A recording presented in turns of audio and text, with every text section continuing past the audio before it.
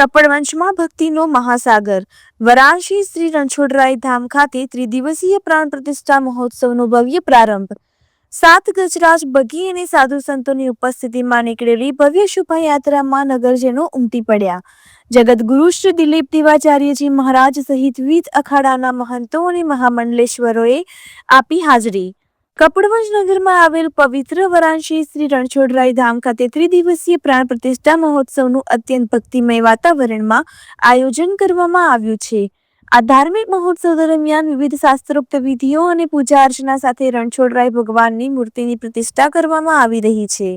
મહોત્સવના ભાગરૂપે યોજાયેલી ભવ્ય શોભાયાત્રામાં 7 ગજરાજ સુશોભિત બગીઓ અને બેન્ડબાજાના સૂર સાથે સમગ્ર કપડવંજ નગર ગુંજી ઉઠ્યું હતું.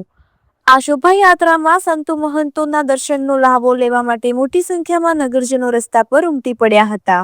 આ પ્રસંગે અનંત વિભૂષિત શ્રી 1008 શ્રી જગતગુરુ જગન્નાથ પીઠાધીશ સ્વામી શ્રી દિલીપ દેવાચાર્યજી મહારાજ ખાસ ઉપસ્થિત રહ્યા હતા. તેમની સાથે વિવિધ અખાડાના મહંતો, મહામંડલેશ્વરો અને સાધુ સંતોએ શોભાયાત્રાની શોભા વધારી હતી.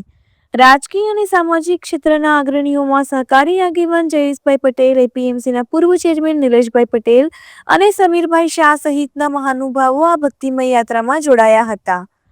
સમગ્ર શોભાયાત્રા શાંતિપૂર્ણ અને ભક્તિમય માહોલમાં સંપન્ન થાય તે માટે કપડવંજ ટાઉન પોલીસ સ્ટેશનના પીઆઈ સહિતના પોલીસ કાફલાએ ચુસ્ત બંદોબસ્ત જાળવ્યો હતો.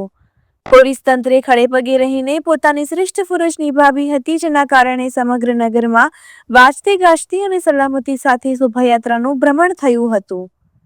રિપોર્ટર જયદીપ દરજી સાથે હરીશ જોશી, કપડવંજ. पावन भूमि पर आज पवित्र एवं पावन दिवसे त्रिदिवसीय भगवान श्री रणछोडराय जी ना प्राण प्रतिष्ठा महोत्सव